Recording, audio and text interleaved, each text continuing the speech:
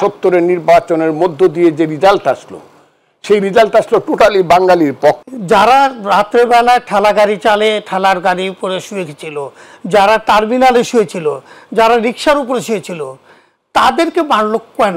26শে March থেকে 16ই December এই period হলো মুক্তিযুদ্ধ। আসসালামু আলাইকুম প্রিয় দর্শক, মাহবুব সৈকত প্রত্যেককে আমন্ত্রণ জানাচ্ছি মাই টিভি সংলাপে। দর্শক, আপনারা জানেন যে আমরা মাই টিভি সংলাপে সমসাময়িক বিষয় নিয়ে কথা বলি। স্বাভাবিকভাবেই আজকের যে রাত, এই রাত হচ্ছে 25 মার্চের যে রাত, ঐতিহাসিক এই রাতটি 1971 সালের ভয়াল এক রাত ছিল, যে রাতটিকে গণহত্যা দিবস হিসাবেও বলা হয়। 1971 সালের এই রাতে যে বিভীষিকাময় ভয়াল অধ্যায়ের সূত্রপাত হয়েছিল বর্বর পাকিস্তানিদের দ্বারা, সেই ভয়াল রাত কেটে দীর্ঘ 9 মাসের রক্তক্ষয়ী সংঘর্ষ, অগণিত মানুষের শহীদের রক্ত, অগণিত মানুষের আত্মত্যাগের মাধ্যমে 9 মাস পরে বাংলার স্বাধীনতা এসেছিল। সেই স্বাধীনতার পথ ধরে 5 দশক অতিক্রম করছে বাংলাদেশ। ভয়াল রাত পার হয়ে যে আলোর দিগন্ত উন্মোচিত হয়েছিল, সেই আলো কতটা বিচ্ছুরিত করতে পারছে বাংলার ঘরে ঘরে, তা নিয়ে আজকে আলোচনা করব। বিষয়বস্তু আলোর পথে বাংলাদেশ। উপস্থিত রয়েছেন সেই 71-এর দুজন রণাঙ্গনের বীর সেনানী। আপনাদের পরিচিত মুখ ডান পাশে রয়েছে, পরিচয় করে দিচ্ছি। অ্যাডভোকেট ফজলুর রহমান, বীর মুক্তিযোদ্ধা, আপনাকে স্বাগত জানাচ্ছি। একই সাথে আপনাদেরকে অভিবাদনও জানাচ্ছি। এবং একই সাথে আমি পরিচয় করছি, বাম পাশে রয়েছেন মিজানুদ্দিন আহমেদ, বীর মুক্তিযোদ্ধা, আপনাকেও স্বাগত জানাচ্ছি। ধন্যবাদ। আমি প্রথমেই ফজলুর রহমান অ্যাডভোকেট আপনার কাছে যাই। ফজলু ভাই, সেটি হচ্ছে আসলে এই 5 দশক থেকে আপনারা যে 5 দশক থেকেই হয়তো বা গণমাধ্যম বা বিভিন্ন জায়গায় প্রতি বছরই এই দিনটি আসে, আপনারা আলোচনার আসেন। নতুন করে আমাদের একই প্রশ্ন হয়তো করতে হয়, এই প্রজন্মের যারা নতুন তাদের জন্য এই প্রশ্নগুলো করা। সেটি হচ্ছে যে 25 মার্চ, সেই 71-এর 25 মার্চের যে প্রেক্ষাপটটি তৈরি হয়েছিল, কেন পাকিস্তানি বর্বর শাসক গোষ্ঠীর নির্দেশনায় এই যে অপারেশন সার্চলাইট চালানো হলো, কেন সেই বিষয়টি তাদের সিদ্ধান্ত নেওয়া হয়েছিল? 25শে মার্চের তাৎপর্যটা আপনি কিভাবে দেখছেন? আপনাকে অসংখ্য ধন্যবাদ। আমার সাথে যিনি আলোচনায় আছেন, আমার ভাই বীর মুক্তিযোদ্ধা জনাব নিজামুদ্দিন আহমেদ, উনি আবার ক্রীড়া ব্যক্তিত্ব, জি, অনেক পরিচিত মানুষ বাংলাদেশে। তাকে আমি ধন্যবাদ জানাই এবং আজকের মুক্তিযুদ্ধের 25শে মার্চের উষা লগ্নে মুক্তিযোদ্ধা হিসাবে তাকে স্যালুট জানাই। বাংলাদেশের মানুষকে আমার সালাম জানাই, বিদেশে যারা শুনছেন তাদেরকেও সালাম জানাই, আসসালামু আলাইকুম। 25শে মার্চ তো একদিনে আসেনি। 25শে মার্চ মুক্তিযুদ্ধের সূচনা দিন। এর আগের যে ব্যাপারটা, সেটাকে যত লম্বা আপনি করতে পারবেন, এই সবটা ব্যাপারেই হলো বাঙালির স্বাধীনতা সংগ্রামের সময়টা। একদম পাল বংশের আমলের পর থেকে 1000 বছর বা 1200 বছর বাঙালির স্বাধীনতা সংগ্রামের ইতিহাস ওইটা। সেন বংশের আমলে, তারপরে আসলো তুর্কিরা, আসলো তুর্কিদের পরে পাঠানেরা, মুঘলেরা আসলো, ব্রিটিশরা আসলো। এই সমস্ত সময় কম বেশি মধ্যযুগের সুলতানি আমল, যেখানে শামসুদ্দিন ইলিয়াস শাহ, আলাউদ্দিন হুসেন শাহ, ইসাকার ছেলে মুসাকারা যুদ্ধ করেছে 12 ভূঁইয়ার নামে বাংলার স্বাধীনতা রক্ষা করার জন্য। ওই সময়টা বাদ দিলে, এটা 200 বছর, 1200 বছরের মধ্যে 200 বছর বাদ দিলে বাঙালি স্বাধীনতার জন্য আকাঙ্ক্ষিত ছিল, যুদ্ধ করেছিল, জীবন দিয়েছিল আমাদের পূর্বপুরুষরা দীর্ঘদিন ধরে।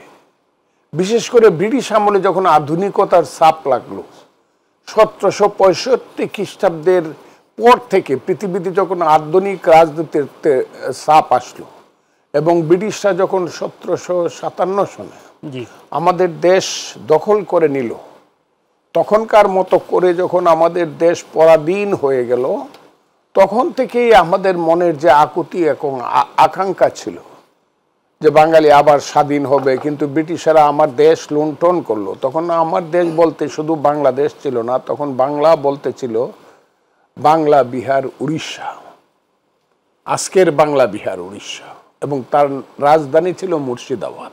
জি, সেই বাংলা, বিহার, উড়িষ্যাকে লুণ্ঠন করে ব্রিটিশ স্টিমারে এত মাল নিয়ে গেল যে আমার দেশ ফকির হয়ে গেল। পৃথিবীর পূর্বাঞ্চলে একমাত্র টাকশাল ছিল এই বাংলায়, যার নেতা ছিলেন মহাতব চাঁদ জগৎ শেঠ। এত কিছুর পরেও আমার বাংলা দরিদ্র হয়ে গেল।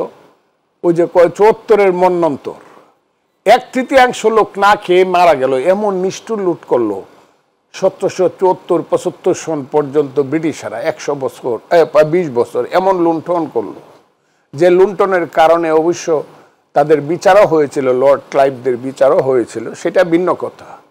সোনার বাংলা শ্মশানে পরিণত হলো। তারপরে তারা এখানে নিজেরা শাসন করতে আসলো এবং নিজেদের শাসনের একটা পর্যায়ে এসে লর্ড কর্নওয়ালিসের চিরস্থায়ী বন্দোবস্ত ১৭৯৩ সনের পর থেকে ব্রিটিশের শাসন এবং শোষণ, জমিদারি প্রথা আর নীল সাহেবদের অত্যাচার, সেই অত্যাচারে জর্জরিত হয়ে আমাদের মায়েরা বোনেরা ছড়া বলতো, ছেলে ঘুমালো, পাড়া জড়ালো, বর্গিয়ে এলো দেশ। সেই যে আমার মায়ের বোনের কান্না, অশ্রুদল মুছিয়ে দেওয়ার জন্য ব্রিটিশের বিরুদ্ধে প্রথম ফকিরেরা যুদ্ধ করেছে। পাগল যুদ্ধ বলা হয়তো ফকির মজনু শাহ, যে গাজীপুরে যার বাড়ি, যার নামে একটা ব্রিজ হয়েছে, যার বাড়ি জামালপুরের শেরপুর, ফকির মজনু শাহ। পরবর্তী সময়ে তিতুমির, হাজী শরীয়তুল্লাহ, তারপরে মডার্ন পলিটিক্সে সূর্য সেন, ক্ষুদিরামেরা, এরা ফাঁসির মঞ্চে গেছে। সুভাষ বসুরা দেশ থেকে দেশান্তরে গিয়ে যুদ্ধ করছে। আবার বাঙালি মুসলমানেরা তাদের মতো করে যুদ্ধ করছে। শেরে বাংলা একে ফজলুল হক, মৌলানা আব্দুল হামিদ খান বাসানি, হুসেন শহীদ সোহরাওয়ার্দী, বঙ্গবন্ধু শেখ মুজিবুর রহমান, এই যে ধারাবাহিক যে সংগ্রামের প্রক্রিয়া।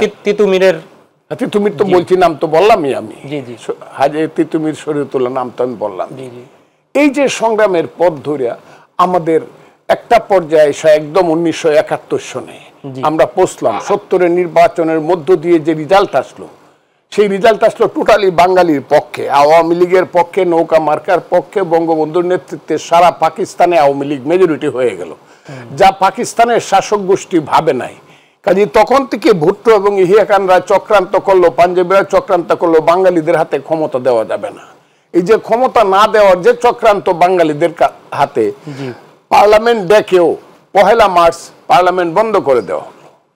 এবং তখন আমি ইকবাল হলের ছাত্র, আমার কথাটা তখন বলি। আমি কেন এসব কথা জোর গলায় বলতে পারি? আমি ইকবাল হলের এমন একটা রুমের রুমমেট, আমি শাহজাহান সিরাজের রুমমেট। তৎকালীন সময় বলা হতো জাতীয় ৪ নেতার এক নেতা। আমি তখন MA ফাইনাল ইয়ারে পড়ি। আমার নেতার নাম সিরাজুল আলম খান। ছাত্র রাজনীতির আমার নেতা হলো পরবর্তী সময় আব্দুর রাজ্জাক। খুব ক্লিয়ার আমার কথাটা। আমি জানি এই কারণে যে ১ তারিখে আমরা গেলাম, বঙ্গবন্ধু সহ পার্লামেন্টারি পার্টি আওয়ামী লীগের, তারা পূর্বানীতি ছিল, ঘেরাও করলাম। তারা বলল তোমরা তোমাদের মতো করো, আমরা আমাদের করতেছি। ২ তারিখে আসম আব্দুর রবের নেতৃত্বে ঢাকা বিশ্ববিদ্যালয়ে ছাত্ররা পতাকা তুলল। সেখানে আমার গৌরব হয়েছিল সেই বিশ্ববিদ্যালয়ে থাকার কারণে, আমি বিশ্ববিদ্যালয়ের তখন ছাত্র নেতা। ৩ তারিখে পল্টন ময়দানে শাহজাহান সিরাজ স্বাধীনতার ইস্তেহার পাঠ করলো, যেখানে বঙ্গবন্ধু উপস্থিত ছিলেন। ৭ তারিখে ৭ই মার্চের ভাষণ, যেখানে ১০ লক্ষ লোক হয়েছিল। আমরা ১০,০০০ ছাত্রছাত্রী মিছিল করে ঢাকা বিশ্ববিদ্যালয় থেকে এসেছিলাম আমাদের নেতৃত্বে। সেইখানে সেই ৭ই মার্চের ভাষণে বঙ্গবন্ধু একটা ধারণা দিল, এবারের সংগ্রাম আমাদের মুক্তির সংগ্রাম, এবারের সংগ্রাম স্বাধীনতার সংগ্রাম। আর বেশি নাই বা বললাম। তারপরে ৭ তারিখ, ৮ তারিখ, ৯ তারিখ, ১০ তারিখ, ১১, ১২, ১৩, ১৪ তারিখে পাকিস্তানের জল্লাদ ইহিয়া খান প্রেসিডেন্ট আসলেন, আইসা আলোচনায় বসলেন। ১৫ তারিখ থেকে ২৪ তারিখ পর্যন্ত ১০ দিন এক নাগারে আলোচনা করলেন কোনো আপোষ মীমাংসায় যাওয়া যায় কিনা। কিন্তু ইহিয়া খানরা কিছুতেই ৬ দফা মানবে না, আর বঙ্গবন্ধুর নেতৃত্বে আওয়ামী লীগ কিছুতেই ৬ দফা ছাড় দিবে না। এই যে একটা স্টেক হোল্ড হয়ে গেল। আমি ৬ দফা মানবো না সবটা, কারণ ৬ দফা মানলে পরে পাকিস্তান থাকে না, এটা কনফেডারেশন হয়ে যায়, লুজ কনফেডারেশন, যে কোনো সময় বাংলা ভাগ হয়ে যাবে। ৬ দফার এমন ২টা দফা ছিল যে 2টা দফা কিছুতেই মানা যায় না এক দেশে। যেমন 2টা কারেন্সি থাকবে, 2টা ব্যাংক থাকবে। এই দেশের টাকা পশ্চিম পাকিস্তানে গেলে সিল মেরে দেওয়া হবে, যাদের পড়ছে 2 দেশে। আরেকটা হলো সেনাবাহিনীর অর্ধেক এবং নৌবাহিনীর ফুল হেডকোয়ার্টার থাকবে বাংলায়। যা হোক, মানল না। 25শে মার্চে কোনো আলোচনা হলো না। 25শে মার্চ সারাদিন জাতি উদ্বিগ্ন ছিল। সেই 25শে মার্চ রাতের বেলা সন্ধ্যার সময়, ওই যে কালো রাত বলা হয়, পাকিস্তানিরা অপারেশন সার্চ লাইট, এইটার নেতা ছিল পাকিস্তানের সেই জল্লাদ মেজর জেনারেল খাদিম হুসেন রাজা। ওর নামটা খুব বেশি আসে না, কিন্তু ও টিক্কা খানের সবচেয়ে কঠিন হস্ত ছিল বেলুচিস্তানের ওই যে কসাই হিসাবে। সেই খাদিম হুসেন রাজার নেতৃত্বে কি হলো, প্রথমে বের হলো, প্রথমেই ফার্ম গেটে প্রোটেকশন দিল। ছেলে এত বুঝতো না, গাছ ফেলাইলো, মনে করলো এতেই হয়ে যাবে, 2টা গাদা বন্দুক, 2টা লাঠি, কিন্তু গুলি করে সব এখানে 250 থেকে 300 মেরে ফেললো। ফজল ভাই, আমি একটু আপনাকে থামাই, একটু এই গল্পটা পরে শুনি। এখান থেকে আমি একটু ঘুরে আসি আপনার সহযোদ্ধা মিজানুদ্দিন আহমেদ আপনার কাছে। আসলে এই যে স্বাধীনতা যুদ্ধের ধারাবাহিকতা, সেই স্বাধীনতা সংগ্রামের ধারাবাহিকতা যেটা এসে যুদ্ধের রূপ নিল, সেই যুদ্ধের যে জায়গাটিতে সেটি কি এখানে পর্যালোচনায় আপনাদের কি এসছে? সেটি হচ্ছে যে 7ই মার্চের এই যে আমি দুঃখিত 25 যে মার্চ, এই প্রেক্ষাপটটা কি এড়িয়ে যাওয়ার কি কোনো সুযোগ ছিল? নিরস্ত্র বাঙালিদের উপরে তাদের যে শহীদ হতে হলো, এ কি রাজনৈতিকভাবে অন্য কোনো কিছু হওয়ার আর উপায় ছিল কিনা? এটি কি অনিবার্য ছিল কিনা? এটি ধন্যবাদ। আমার সাথে আজকে অভিজ্ঞ আলোচক, অত্যন্ত জানু রাজনীতিবিদ, তো ওনার সাথে আজকে আমি বসতে পেরে আমি নিজেকে ধন্য মনে করছি। বেসিক্যালি আমি রণাঙ্গনের একজন যোদ্ধা, আমার সহযোদ্ধা উনিও একজন রণাঙ্গনের যোদ্ধা। আমি ঠিক সেইটুকুর মধ্যে সীমাবদ্ধ থাকব। আর এরপরে আমি বেসিক্যালি আমি ক্রীড়াঙ্গনের একজন মানুষ, বলতে পারেন যে অত্যন্ত কাছের লোক। বর্তমানেও যারা আছে, বিগত দিনও যারা ছিল, আমি সেই আলোকের মধ্যেই থাকতে চাচ্ছি। আর মাই টিভির এই সুনামধন্য টিভির মাধ্যমে আমার সহকর্মী, সহযোদ্ধা, রণাঙ্গনের যোদ্ধা, আমি দু একটি ছোট্ট জিজ্ঞাসা রাখবো ফজলু ভাইয়ের কাছে। আশা করি উনি বোধহয় এটা জাতীয় দেখছেন, এটার উত্তর বোধ জি, সেটি হয়তো আমাদের সময় বলে দিবে। আমরা আমাদের জায়গাটা একটু আমি ওখানে আসবো। জি, প্রথমে আমার পরিচয়টা দেওয়ার আগে আমি সকল দর্শক শ্রোতার কাছে ক্ষমা চেয়ে নিচ্ছি। 30 লক্ষ লোকের শহীদের আত্মবলিদানের প্রথমেই প্রবম্বেই আমার বলা উচিত ছিল। 2 লক্ষ মা বোনের ইজ্জতের যে হানি হয়েছে, সেটার জন্য আমি অন্তরের অন্তঃস্থল থেকে তাদের ঘৃণা জানাচ্ছি এবং তাদের আত্মার মাগফিরাত কামনা করছি। মানে যারা মানলো তাদেরকে ঘৃণা জানাচ্ছি। অবশ্যই সেটাই। আমার মুক্তিযুদ্ধের অংশগ্রহণটা একটু অন্যরকম প্রেক্ষাপট। আগরতলা ষড়যন্ত্র মামলার প্রথম অভিযুক্ত কামাল উদ্দিন আমার আপন চাচা। তখন কিন্তু ইস্ট পাকিস্তান, ওয়েস্ট পাকিস্তান কেউ জানতো না আগরতলা ষড়যন্ত্র মামলা বলে একটা মামলা এরকম তারা পাকিস্তানিরা তৈরি করছে। হঠাৎ আমার 2 ভাই, আমার বাবা তখন ডেপুটি ডাইরেক্টর বাংলাদেশ রেডিও, ওনার কাছে খবর আসে যে ঢাকা ক্যান্টনমেন্টে বন্দি আছে। প্রায় অনেক 1 সপ্তাহ চেষ্টা করার পরে ওনার সাথে দেখা করার সুযোগ হলো। সুযোগ হওয়ার পরে শুধু ওনাকে অ্যালাউ করলো ক্যান্টনমেন্টে দেখা করার জন্য। তো চাচা কামাল উদ্দিন উনি তখন বলল যে সার্জেন্ট জহিরুল হকের বড় ভাই, উনি লয়ার ছিলেন, তো ইস্কাটন থাকতেন, আমিনুল হক, ওনার কথা আর আরেকজনের কথা বললো ব্যারিস্টার আমিনুল ইসলাম। তো ওদের সাথে কথা বলে হেভিয়ার্স কপার্স করার জন্য, যেটা বিজ্ঞ ফজলুল হক ভাই এটার ব্যাখ্যাটা বলতে পারবেন। তখন কিন্তু আমি ক্লাস 10-এর ছাত্র, সেগুনবাগিচা স্কুলের।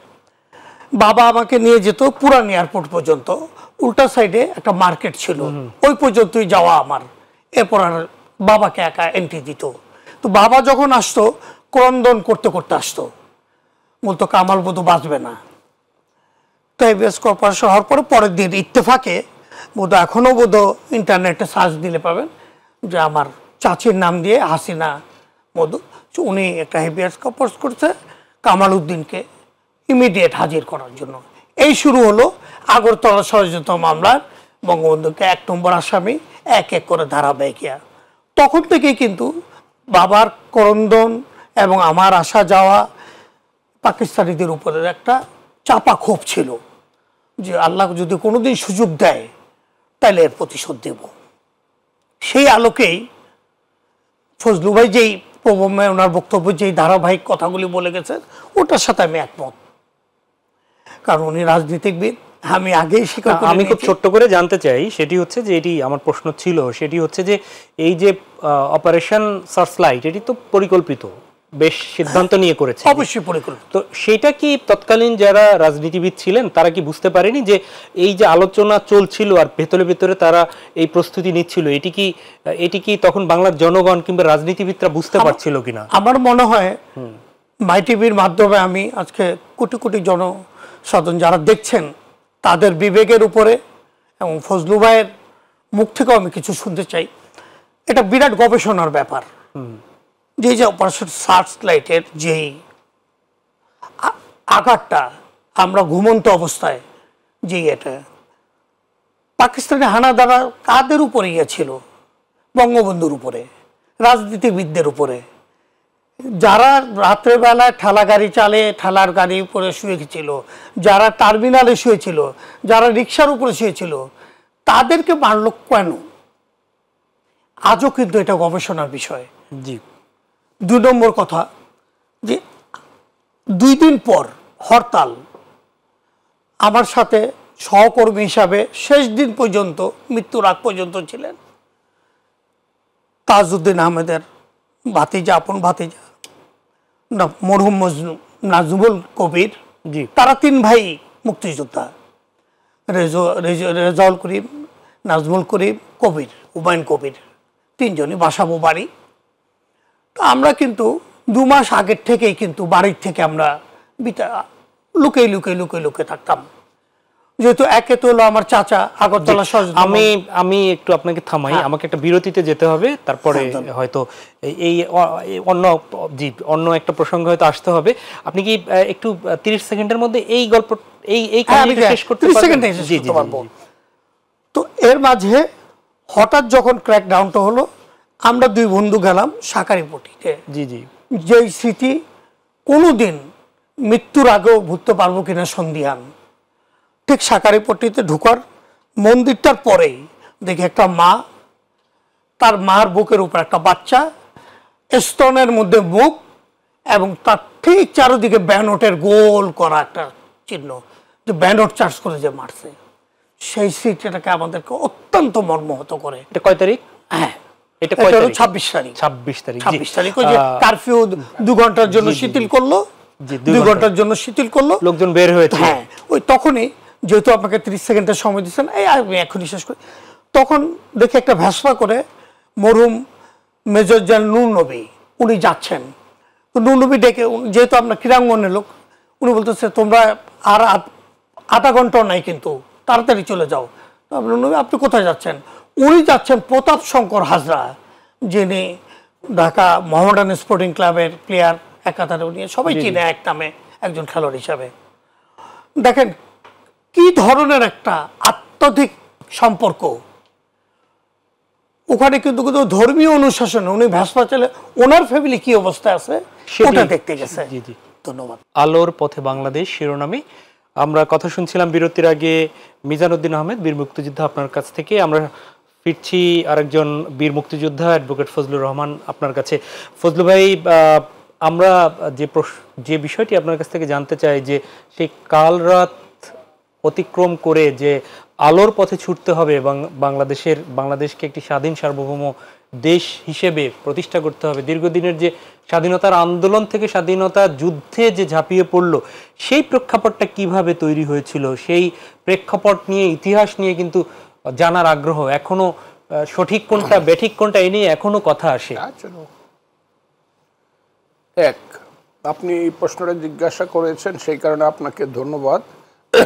আমার ভাই আমার আজকে চিন্তার মধ্যে অনেকগুলো জিনিস আছে, কারণ আমি আজকে প্রধান উপদেষ্টার বক্তব্য শোনার পরে আমি মনে করেছিলাম যে ওই লাইনে আমি বক্তৃতা, কাজেই শহীদদের প্রতি 30 লাখ শহীদের প্রতি ভাই যে শ্রদ্ধা জানাইছে, 2 লাখ মা বোনের সেই সম্ভ্রম, এই সবার প্রতি আমার শ্রদ্ধা রেখে এই কথাটা বলা উচিত ছিল। আমি দুঃখিত, আমি শ্রদ্ধা জানাচ্ছি। আর আপনি যেটা বলছেন মুক্তি, বাংলাদেশ বাঙালির স্বাধীনতা সংগ্রাম বা মুক্তি সংগ্রাম কিভাবে মুক্তিযুদ্ধ হলো, এটা তো অনেকেই চিন্তা করেন। আমি অনেককে জিজ্ঞেস করে দেখছি। জমিটা সবসময় আমার ছিল, বাঙালিদের জমি ছিল, এটা অন্যের দখলে ছিল। বারে বারে আমরা এটা উদ্ধার করছি, আবার আরেকজনের দখলে নিয়েছি, কিন্তু 25শে মার্চ পর্যন্ত এটা পাকিস্তানিদের দখলে ছিল।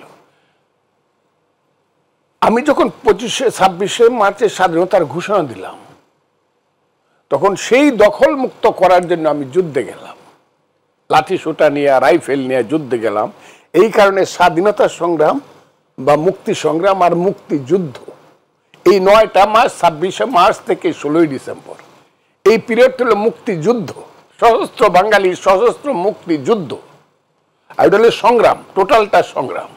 যুদ্ধ করতে হলে তো তখন তো আমরা পাকিস্তানের অংশ, তাহলে সেখানে কি বিদ্রোহের একটা প্রশ্ন আসে, এবং সেখানে কি সেনা বা সশস্ত্র বাহিনীর যে বিদ্রোহ, এরকম কি ঘটনা ঘটেছিল, নাকি যার যার মতো করে শেষে নেমে পড়েছে? আমি আপনাকে বলি, এটা আমার ভাই যেভাবে বলবেন আমার তার প্রতি রেসপেক্ট থাকবে। চিন্তার দিক থেকে আমরা বাঙালি কিন্তু এই ব্যাপারে ডাইভার্সিট, আমরা বিভিন্ন ধর্মে চিন্তা করি। 25শে মার্চ রাত্র 12টা পর্যন্ত কিন্তু বঙ্গবন্ধু শেখ মুজিবুর রহমান অ্যারেস্ট হন নাই, অ্যারেস্ট হলেন 12টায় বা তারপরে। সেখানে অনেকে বলে উনি তো ঘোষণা দিয়ে যান নাই, কিন্তু প্রেক্ষাপটটা এমন ছিল যে যখন পাকিস্তানের রাত্র 8টার সময় তো আক্রমণ করিয়া বললো, উনি তো ঢাকায় ছিলেন, 8টার সময় আক্রমণ করিয়া বসলো, 9টা 10টা পিলখানাতে গুলি হইতেছে, হাজারে হাজার রাজার বাগে ওনাদের যে বাড়ি, হাজারে হাজার থেকে তারা মুক্ত 12টার আগেই। কাল রাত্রি তো এটাকে এমনি বলা হয় না, গণহত্যার রাত্রি, হাজার হাজার পুলিশ মরতেছে, বিডিআর মরতেছে, এই যে হিন্দু এলাকাগুলো পরিষ্কার হয়ে যাচ্ছে। 2টা 3টা হল যেভাবে আক্রান্ত হয়েছে পৃথিবীর ইতিহাসে এটা তার নজির। রুকেয়া হলে যে ছাত্রীরা 12টার দিকে ইত্তেফাক উড়িয়ে দিল। ভাই বলছিল সাধারণ মানুষকে মারলো কেন? এই তো সাধারণ মানুষকে কেন, এইটাই তো গণহত্যা। কাজে গণহত্যা যেখানে করছে সেইখানে তো আর ঘোষণার প্রশ্ন আসে না, বা এটার বিরুদ্ধে আমি অস্ত্র ধারণ করলে এটা অপরাধ হবে, সেই অপরাধের প্রশ্নটা আসে না। সেই সময় ছাত্র যুবকরা অস্ত্র ধারণ করলো, সারা রাত যুদ্ধ করলো, পুলিশরা মরলো, মারলো, পালায় গেল, সবকিছু হয়ে গেল, নিস্তব্ধ হয়ে গেল। 26শে মার্চ এইভাবেই চলে গেল সব জায়গাতে। আমরা ধরেন আমি একজন মুক্তিযোদ্ধা ছিলাম, আমি 11ই মার্চ থেকে ট্রেনিং দিছি থানার মাঠে, আমিও অস্ত্র নিয়ে নামছি, কিন্তু সেখানে তো আর পাঞ্জাবি দেয় না, তখন তো পাঞ্জাবি বড় বড় শহর কেন্দ্রিক এবং ক্যান্টনমেন্ট কেন্দ্রিক। সেইখানে দেখা গেল বাংলাদেশের একজন মেজর, যাকে কেউ চিনত না, কেউ জানতো না তার নাম, ঘোষণা দেওয়ার আগে উনি ঘোষণা দিলাম, I major Zia do hereby declare the independence of Bangladesh. প্রথমে নিজের নামে দিলেন, নিজেকে অস্থায়ী রাষ্ট্রপতি বা যে কোনো প্রধান ঘোষণা করিয়া, কিন্তু পরে যখন সবাই ওখানে তো রাজনৈতিক নেতারা ছিল, একে খান ছিল, অমুক ছিল, তমুক ছিল, এমআর সিদ্দিকী ছিল, হান্নান সাহেব ছিল, তারপরে যে রেডিওর যে নেতারা, কালুরঘাট বেতার কেন্দ্রের সে আবুল কাসেম সন্দীপ থেকে ধরে শফি মুস্তারিদ থেকে ধরে মুস্তাক আহমদ থেকে সব ছিল, তারা বললো আপনার পিছনে তো এন্ডোর্সমেন্ট নাই, পিপলস এন্ডোর্সমেন্ট নাই, কাজে আপনাকে বঙ্গবন্ধুর পিছনে যেহেতু পিপল এন্ডোর্সমেন্ট, আপনাকে আবার ঘোষণাটা দিতে হবে। সেই কারণে দ্বিতীয়বার তিনি বললেন, I major Zia do hereby declare the independence of Bangladesh on behalf of our great leader Bangabandhu Sheikh Mujibur Rahman. এই 2টা ঘোষণা মানুষ দেখলো, আর্মি নেমে গেছে, মানুষের মধ্যে অনেক সাহস বেড়ে গেল, আমাদের সাথে আর্মিও আছে। সমস্ত জায়গাতে ঘোষণা দেওয়ার পরে কুমিল্লা ক্যান্টনমেন্ট থেকে বাইরে গেল খালেদ মুশাররফ, শফিউল্লাহরা বেরিয়ে গেল সিলেট ক্যান্টনমেন্ট থেকে, এইরকম সব জায়গার থেকে সিয়াদত্তরা বেরিয়ে গেল, মেজর মীর শৌকত আলী। তখনকার সময় বাঙালির সবচেয়ে বড় অফিসারের নাম ছিল মেজর, আর 2-1 লেফটেন্যান্ট কর্নেল কনরেড, এমন কেউ ছিল না। 2 জন ছিল ব্রিগেডিয়ার, একজন ছিল তখন মুক্তিযুদ্ধের সময় ব্রিগেডিয়ার মজুমদার, হ্যাঁ মজুমদার, ব্রিগেডিয়ার খলিল, এই খলিলুর রহমান, তারা কেউই যুদ্ধ করে নাই। মজুমদার এখানে আটক হয়ে গেল, আর খলিল সাহেব পাকিস্তানে আটকা পড়ল। এই মেজররাই তখন আমাদের নেতা, তারাই তখন দেখা গেল এই যুদ্ধ শুরু করলো, এবং সেই যুদ্ধের শুরুতে 10 এপ্রিল গিয়া দেখা গেল একটা গভর্নমেন্ট ফর্ম হইল under the leadership of Syed Nazrul Tajuddin, who is known as Mujibnagar Sarkar, যার প্রেসিডেন্ট অনুপস্থিত ছিলেন বঙ্গবন্ধু শেখ মুজিবুর রহমান, সৈয়দ নজরুল ভারপ্রাপ্ত প্রেসিডেন্ট। এবং 17 এপ্রিল তারা মুজিবনগরে সেইটার ঘোষণা দিল। যুদ্ধের সেই প্রেক্ষাপট আজকে যদি আপনি অস্বীকার করতে চান 11 জন সেক্টর কমান্ডারকে, তাহলে তো বাংলাদেশকে অস্বীকার করা হয়। আমি একটু প্রশ্নটা যাই, এই যে সেক্টর কমান্ডার যারা ছিলেন কিংবা অস্থায়ী সরকার যারা গঠন করলেন, তাদের জায়গাটায় বিগত দিনগুলোতে কিন্তু আমরা নাম এই প্রজন্ম জানে না।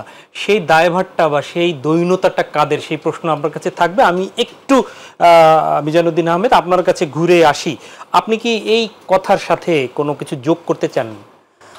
যেহেতু আমি আমার বক্তব্যের প্রভাবে বলেছি উনি একজন অত্যন্ত প্রজ্ঞাশীল রাজনীতিবিদ, আমি রাজনীতিতে বিতর্কিত জড়িত। একই প্রশ্ন যদি এই যে যারা ছিল বিভিন্ন সেক্টরে, যে কথাটা ফজলু ভাই বলেছেন যে এই যে গণহত্যাটা, আমি কিন্তু গণহত্যাটাকে কি ইয়া করা কিন্তু ডিফার করিনি। আমি বলেছি যে পাকিস্তান আর্মিরা আক্ষেপ তাদের প্রচুর। আজকে কিন্তু ওই 53-54 বছর বয়সে যতটুকু বাংলাদেশ অগ্রগতি হয়েছে রাজনীতিবিদদের মাধ্যমে হয়েছে, যতটুকু আমরা পিছিয়েছি সেটারও দায়ভারটা ওনারা নেবেন কিনা আমি জাতির উপরে ছেড়ে। আপনি একজন মুক্তিযুদ্ধ হিসেবে যারা এই যে অবদান যার যেখানে ছিল গত 15-17 বছরে, কিংবা আপনাদের মুখ থেকেই শুনি যে সেটি হচ্ছে যে মুক্তিযুদ্ধটা একটি দলের কবে থেকে হওয়া শুরু করলো, বাকিদের ক্রেডিটটা কেন দিতে পারছি না আমরা, বা সরকার দিতে পারেনি, বাকিরা যারা যার যেখানে অবদান সেই অবদানটা কেন আমরা স্বীকার করতে পারলাম না? আমাদের প্রজন্ম জানে না কেন বাকিদের নাম?